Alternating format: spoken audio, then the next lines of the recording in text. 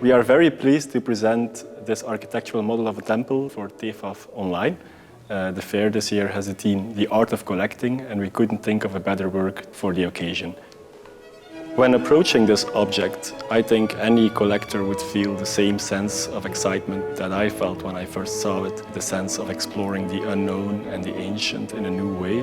This object is truly unique, not only in its execution, which is flawless, very highly detailed woodworking, very high quality materials, but also in its approach, which is much more intended as a custom-built toy almost for the 19th century elegant man to show all his friends after dinner what he had discovered in Rome. This joyful spirit of discovering something about the ancient world is what still attracts us today. It's made of fruitwood. Inside there is actually an interior model, a realistic depiction of Roman catacombs. And it's actually quite uncommon or even extraordinary to have this combination between a pagan classical Roman temple together with this Christian catacombs, which is a clash of worlds of sorts. The temple is of the Ionic order, which was described by Vitruvius in the 1st century as the most feminine of the orders that were used at the time. And we think it's based on the Ionic order of the temple of Portunus, previously identified as the temple of Fortuna Virilis in Rome, which is one of the best preserved temples in all of Rome today.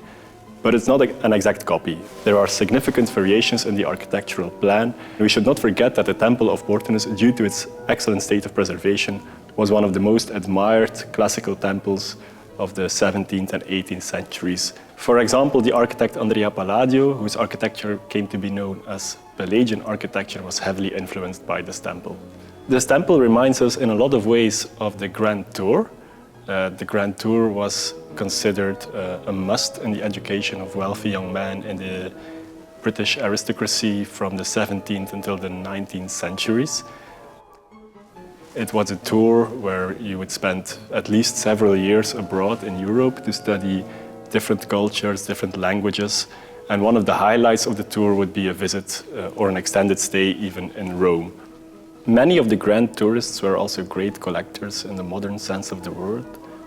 This means that if they had the money, they would go back home with crates full of books, artworks, scientific instruments, archaeological artifacts, and also, of course, these tourists' objects that became known as Grand Tour objects, which were usually replicas of real Roman monuments. So one of the amazing things about this piece is that you can hinge open the front facade and it reveals an interior model that you can take out. And this is actually a very realistic depiction of real-life Roman catacombs. We tried to localize them exactly, but as is the case with the temple itself, this is likely an artistic interpretation and a combination of various elements of real-life existing catacombs.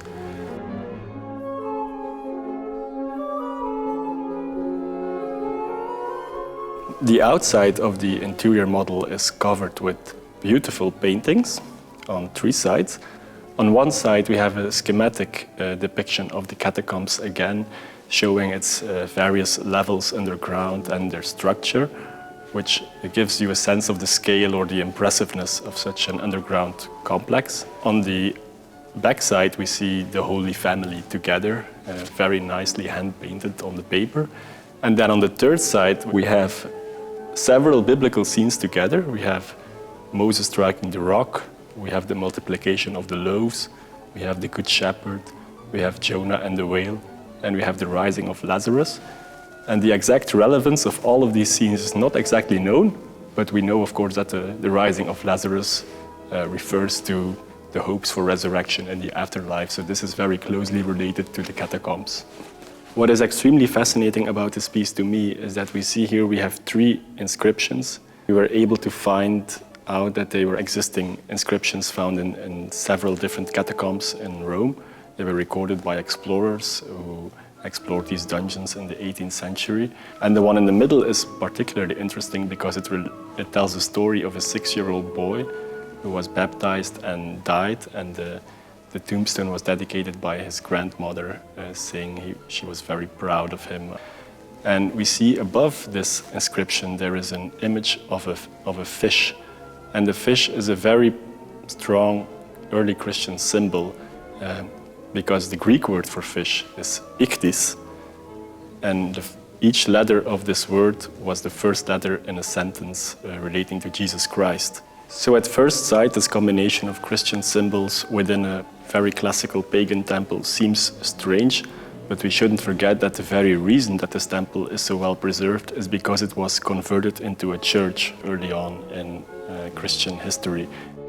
On a philosophical level, you could say that it was a way to communicate that out of paganism, out of pagan roots, came Christianity and all of its glory. The fact that this model is more of an artistic interpretation than an actual replica, together with the very specific interior catacomb model, makes us believe that it is a special commission for someone. Because it is a unique object, there are no true parallels in history that we know of, but it's very noteworthy that the legendary British architect Sir John Soane had a vast collection of models. He even installed them in a specific model room in his house, and he would use this collection to educate his students on classical architecture. And the very same Sir John Soane also possessed a few tomb models, which could hinge open, just like this one does, and it would reveal the original archaeological contexts of the attic faces that were also very popular at the time.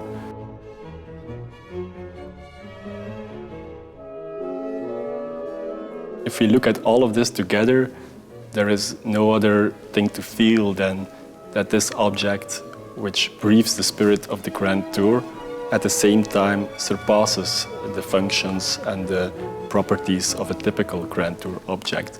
And this is why we chose it for TEFAF Online.